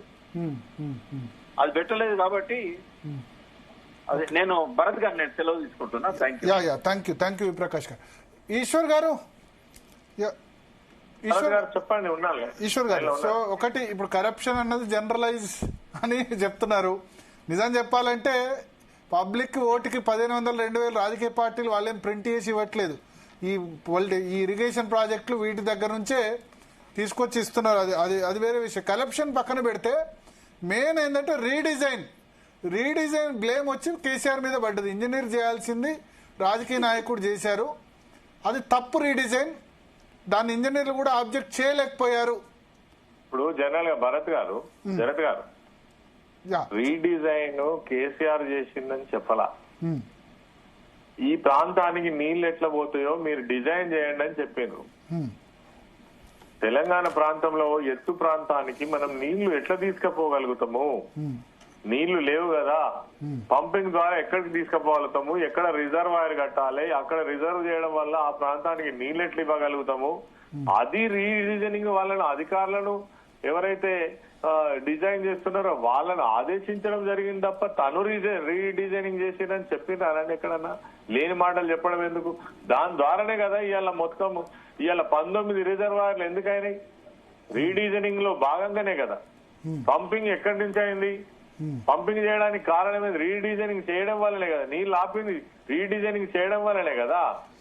మీకు ఇవన్నీ అర్థం కాకుండా నవ్వుతూ ప్రజలను తప్పుదో పట్టించే ఒకటి 2 టీఎంసీలదే కాకుండా 3rd టీఎంసీ ఎందుకు స్టార్ట్ చేశారు? థర్డ్ టీఎంసీ కూడా ముందు చూపుతో రేపు ఎస్ఆర్ఎస్పీలో నీళ్లు లేకపోయినప్పటికీ కూడా మహారాష్ట్ర విపరీతమైనటువంటి ప్రాజెక్టులు కట్టి 25 ప్రాజెక్టులు కట్టినారు. నీళ్లు లేకపోతే కూడా మరి రీపంపింగ్ ద్వారా మళ్ళీ ఎస్ఆర్ఎస్పీని కూడా మనము పునర్జీవనం చేసుకోవచ్చనే గొప్ప ఉద్దేశంతో చేస్తే దాన్ని తప్పుపడితే ఏం చేస్తారండి? ఓకే రాకేష్ రెడ్డి గారు, ఒకటేనండి, ఎవరేమన్నా ఆర్గ్యుమెంట్ చేసినా తెలంగాణ ప్రజలకి మొత్తం తెలిసిపోయింది. ఇంకా పీసీ ఘోష్ గారి ద్వారా ఫైనల్ రిపోర్ట్ రావాల్సిందే. ఓకే, ఎవరెంత సమర్థించుకున్నా ఒకటన్నా మీరు మాట్లాడినరు, నేనేమో ఇంకా వ్యక్తిగత విమర్శలకు పోవట్లేదు, నాకు అవసరం కూడా లేదు. నేను ఎవరు కూడా వ్యవస్థను విమర్శిస్తా తప్ప వ్యక్తులను విమర్శించా. నేను ఒకటే చెప్తున్నానన్నా, అమాయక తెలంగాణ, కోరి కొట్లాడి తెచ్చుకున్న తెలంగాణ ఈరోజు అప్పులపాలు అయిపోయాయి. ఈరోజు ముఖ్యమంత్రి ఏమో చెప్పులు మొత్తం ఒకడు చెప్పులు దొంగ అంటున్నారు, ఒకడు ఎటువంటి అంటే గౌరవం లేకుండా చేసిన తెలంగాణని. ఈ ప్రాజెక్టుల ఏదన్నా ఒకవేళ దేవుడు దయదలిచి తెలంగాణ ప్రజల మీద, మన మీద కాదు, ఇప్పుడు చెప్పినట్లు ప్రకాష్ అనే చెప్పినట్లు అందరిని దొంగలే అన్నట్టు ఒకటి క్లియర్ అయిపోయింది, ఇంకా అవినీతి అనేది ఏం లేదని. అంటే ఒక నేను చూసినప్పుడు అన్న మేధావులు కూడా చాలా మంది ఏమన్నారంటే ప్రాజెక్టు వర్కౌట్ కాదు, ఇంకా ఇందులో తక్కువ కాస్ట్ లో అయ్యడానికి దీంట్లో తక్కువ కాస్ట్ అంటే 35 వేల కోట్లు 35 వేల కోట్లలో జరగాల్సిందని ఈ రకంగా ఇప్పుడు ప్రకాష్ అన్న చెప్పినట్టు ఇంకా ఓపెన్ సీక్రెట్ అంచనాలు పెంచుకుంటా చేసుకుంటూ వెళ్ళిపోయారు. దీనివల్ల నష్టం జరిగింది. ఈ రోజు దానివల్ల ఓకే కొద్ది కట్టినా ఎక్కువైనా అవినీతి అనేది ఒక పెద్ద అది ప్రధాన ఇబ్బంది ఈరోజు తెలంగాణకు. ఎందుకంటే నేనేమంటున్నానన్నా, ఇప్పటికనే పీసీ ఘోష్ నివేదిక ద్వారా మళ్ళీ భవిష్యత్తులో తెలంగాణ ప్రజల మీద ఇట్లాంటి అవినీతి ప్రాజెక్టులు కట్టకుండా కొద్దిగా గుణపాఠం అవుతుందేమో నా వ్యక్తిగత కోరిక అన్నది. ఇక తేదు తిన్నాడు అయిపోయింది అనేది ఇప్పుడు ప్రకాశ్ అన్నయ్య చెప్పలేను, అంతే, అంత మంచి గేమ్ లేదు. చెప్పండి భరత్ గారు, ఫైనల్ గా నేను చెప్పేది ఒకటే. రాకేష్ రెడ్డి అన్న చెప్పింది ఆయన అభిప్రాయం వారు చెప్పిండ్రు, కానీ ఇప్పుడు మాత్రం తెలంగాణ ప్రజలకు అర్థమైంది ఏదైతే కాళేశ్వరం ప్రాజెక్టును కావాలనే బదనాం చేస్తున్నారు కేసీఆర్ గారిని, ఈ ఇష్యూ తోటే ఈ రాజకీయంగా తనను ఇబ్బంది చేయాలనే ప్రయత్నం చేస్తున్నారని తెలంగాణ ప్రజలకు మాత్రం ఖచ్చితంగా అర్థమైంది. అందుకనే ఇప్పుడు నిన్న హరీష్ రావు గారు ఇచ్చినటువంటి నివేదికలో ఒక్కొక్క ప్రాజెక్టు గురించి, ఆ ప్రాజెక్టు డిజైన్ చేసినప్పుడు తర్వాత పూర్తి చేసే నాటికి ఎంతెంత వ్యయం ఎట్టెట్లా పెరిగింది. ఆ రోజు శ్రీరామ్ సాగర్ ప్రాజెక్టు నుంచి మొదలుకుంటే ఈ కాళేశ్వరం ప్రాజెక్టు ఇంత తక్కువ వ్యయంతో నిర్మాణం చేసినటువంటి ప్రాజెక్టు కూడా కాళేశ్వరం ప్రాజెక్ట్ అని నిన్న అంటే ప్రూఫ్స్ తో సహా చెప్పిండ్రు. కానీ రాకేష్ రెడ్డి అన్నట్టుగా ఇందులో ఏదో 40,000 కోట్లకు కావాల్సి ఉంటే మన ఇష్టాలతోటి కాదు కదా, దానికి సంబంధించి అక్కడ వాళ్ళు మీద వ్యయం పెరుగుతుంది. కాబట్టి రేపు ప్రజలకైతే అర్థమైంది, కావాలనే కాళేశ్వరం ప్రాజెక్టును పేరు పెట్టి బీఆర్ఎస్ పార్టీని, కేసీఆర్ ను బదనాం చేసేటువంటి ఒక ప్రణాళికబద్ధంగా కుట్ర జరుగుతుందని తెలంగాణ ప్రజలకు మాత్రం ఖచ్చితంగా అర్థమైందనేది మాత్రం మాకు తెలుసు. కమిషన్ల మీద కూడా నమ్మకం ఉంచాలండి. ఇప్పుడు మనం అన్నట్టు ఎవరిని బదనాం చేయడానికి ఏమీ లేదు, బదనాం కావాలి, న్యాయ వ్యవస్థ నమ్మకంలో తీసుకోవాలి. మరి మన రాజకీయ ఈశ్వర్ గారు కమిషన్ ఇప్పుడు సుప్రీంకోర్టు రిటైర్డ్ ఏమంటున్నా భరత్ గారు, కమిషన్ రిపోర్ట్ వచ్చిన తర్వాత, కమిషన్ నివేదిక వచ్చిన తర్వాత, ఎంక్వైరీ కంప్లీట్ చేసిన తర్వాత వీళ్ళు అవినీతి జరిగిందని మాట్లాడితే సంతోషించే వాళ్ళము. మరి ఏమి జరగక ముందే 1,00,00,000 కోట్లు అని ఇప్పటికే తెలంగాణ ప్రజలను అంటే మోసం చేసిండ్రు. ఆయన రేవంత్ రెడ్డి గారు అన్నారు తప్ప మేమనలేదు. ఉంది కాబట్టి దాన్ని ఎవరు నమ్మే పరిస్థితుల్లో లేరు. వీళ్ళు కావాలని ఉద్దేశపూర్వకంగానే చేస్తున్నారు. ఉద్దేశపూర్వకంగానే మొన్న నీళ్లు పంపింగ్ చేయలేదు. చాలా ప్రాంతాలలో పంటలు ఎండబెట్టిరు అనేది కూడా ప్రజలు ఇప్పుడు ఒకటి అర్థమైంది వాళ్ళకు. సార్, నీళ్లు పంపింగ్ చేయకుండా ఎక్కువ రోజులు ఉండలేరు కదా. ఇప్పుడు మీ ధర్మపురి ప్రకాష్ గారు చెప్పిండ్రు కదా డెఫినెట్ గా రేపు వచ్చేది వర్షాకాలం, మళ్ళా రేపు వేసవి పంటలకు మాత్రం పంపింగ్ చేయకుండా నడుస్తుందా? నడవదు కదా. ఇది ఏదో మభ్య పెట్టడం కోసం చేస్తున్న ప్రయత్నం తప్ప డెఫినెట్ గా పంపింగ్ చేయకుండా. అంటే వాళ్ళు మేడిగడ్డ అన్నారు సుందిళ్ల నుంచి అయితే వాటర్ లేకుండా ఎల్లంపల్లి నుంచి SRSP కడెం నుంచి వచ్చినవి లిఫ్ట్ చేస్తారు. మేడిగడ్డ అన్నారు సుందిల ఈ ఇయర్ కూడా డౌటే, ఎందుకంటే ఇప్పుడు ఇయర్ కూడా డౌటే. అది లేకుండానే చేసి ఈ డిజైన్ తప్పని చూపిస్తారు కాంగ్రెస్. అప్పుడు మీరు ఒప్పుకుంటారా? మేడిగడ్డ అన్నారు సుందిల ఈ మూడు ఇప్పుడు వచ్చే సీజన్ వర్షాకాలం సీజన్ రేపు వస్తున్నది. ఈ సీజన్ కాక నెక్స్ట్ సీజన్ కూడా వీళ్ళు ఖచ్చితంగా పంపు చేయకుండానే ఏవైతే 1,20,000 ఎకరాలకు నీళ్లు ఇవ్వగలిగితే మేము సంతోషిస్తాం. Okay so right thank you Eshwar garu, thank you Rakesh Reddy గారు. సో మొత్తానికి స్పందన ఒకటి క్లియర్, రేపు కేసీఆర్ అటెండ్ కాబోతున్నారు. Big day.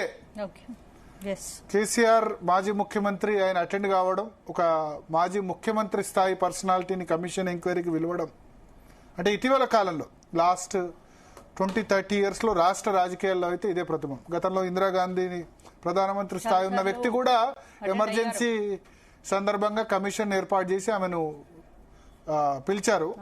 సో మాజీ ముఖ్యమంత్రి స్థాయి వ్యక్తిని జ్యుడిషియల్ కమిషన్ వేసి దాని విచారణకు పిలిచారు కాబట్టి ఆయన ఏమని జవాబు చెప్తారు. కానీ ఆయన ఫింగర్ టిప్స్ మీద ఉంటుంది ఇన్ఫర్మేషన్ కేసీఆర్కి ఏదైనా. చూద్దాం ఆయన ఎట్లా దాన్ని సమర్థించుకుంటారు, ఏంది న్యాయమూర్తి ఏం అడుగుతారు, క్రాస్ ఎగ్జామినేషన్ ఎట్లా జవాబు చెప్తారు అన్నదైతే చాలా ఇంట్రెస్టింగ్. మినిట్ టు మినిట్ మనం కూడా దాన్ని ఫాలో అప్ చేద్దాం. రాకేష్ రెడ్డి గారు అట్లా అన్ని కేసీఆర్ గారిని అప్రబ్రహ్మ చేసి అట్లా తయారు చేసిన మీలాంటి వాళ్ళందరూ పాపం ఇన్ఫర్మేషన్ ఫింగర్ టిప్స్ మీద ఉంటుందా ఉంటుందా? ఏందండి ఏది అడిగిన జవాబు ఏది అడిగినా ప్రజల కన్విన్సింగ్ వేలో అడుగుతామండి. రాజకీయాలు ప్రజల కన్విన్సింగ్ వేలో ఈజ్ బెస్ట్ కమ్యూనికేటర్. కన్విన్స్ చేయగలుగుతారు, శత్రువునైనా కన్విన్స్ చేయగలుగుతారు 100%. ఫింగర్ ప్రింట్స్ ఉండదంటే అట్లా ఆయన అపరబ్రహ్మ అని అతను ఎటు కాకుండా చేసిర్రు. నేనే బ్రహ్మ నేనే విష్ణు అనుకున్నాడు. చివరికి పోయి పాపం ఫామ్ హౌస్ లో వాడుకున్నాడు. ఆ ఫామ్ హౌస్ లో వాడుకున్నారని ఈ రోజు తీసుకొచ్చి కమిషన్ ముందు రేపు కేసీఆర్ అయితే తన వాదనలు వినిపిస్తారు కాబట్టి దానిలో మీడియా మన ప్రతినిధులు కూడా ఉంటారు. బట్ లైవ్ టెలికాస్ట్ ఉండదు. బట్ ఏం క్వశ్చన్స్ అడిగారు, ఏం ఆన్సర్స్ అడిగారు. రేపు 11:30కు అటెండ్ కాబోతున్నారు. పెద్ద ఎత్తున కాన్వాయ్ ఎర్రవెల్లి నుంచి స్టార్ట్ కాబోతుంది. పార్టీ క్యాడర్ కూడా రాబోతున్నారు, ఎమ్మెల్యేలు ఎంపీలు అందరూ కూడా అక్కడి నుంచి ఆయన అకంపెనీ చేయబోతున్నారు. మనం కూడా minute to minute update KCR సంబంధించి రేపు ఏం చెప్పబోతున్నారు. ఆంధ్రవాడి కాలేదు ఆంధ్రవాడి అయితే ఉద్యమం అవుతాడు. పీసీ కోచ్ గారు ఇతర రాష్ట్రం ఉన్నారు కాబట్టి సరిపోయింది. సో చూద్దాం ఏం జరుగుతుంది అని. లేకపోతే ఆంధ్ర వాళ్ళ కుట్రలు ఇప్పటికీ నడుస్తుంది. Right, thank you Bharat. ఇక ఇది వాళ్ళ DNA. మరిన్ని అప్డేట్స్ రేపు DNA లో మళ్ళీ కలుద్దాం. Keep watching C Telugu news.